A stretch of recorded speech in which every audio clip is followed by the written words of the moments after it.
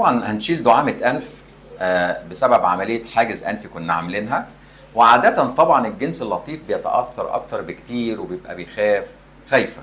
طب صح خلاص كده؟ بس. طيب هنشيلها لك وقولي لي هل لما شلناها كان في وجع ولا ما فيش؟ انا شلت الاولانيه وشلت الثانيه. اسمع بقى اخبارك ايه في حاجتين. في وجع لا وانا بشيلها لا الحمد لله كويسه. خالص؟ لا حلوه كويس يعني. كنت خايفه؟ اه. خايفه جامد صح؟ اه. طب والنفس؟ لا الحمد لله احسن بكتير قوي. لا خدي نفس بقى دلوقتي. ها؟ لا احسن بجد؟ بكتير والله. لا الحمد لله. احسن؟ لا احسن بكتير والله بجد. خدي نفس تاني. الهوا كده دخل جوه، انا كنتش حاسه ان الهوا خالص نهائي داخل صدري جوه. دلوقتي الحمد لله احسن بكتير. الحمد لله على سلامتك. الحمد لله. الله يسلمك. الحمد لله على دكتور. سلامتك. شكرا، تسلم ايدك يا دكتور. بجد والله يعني الحمد لله ارتحت كتير قوي. ربنا يكرمك.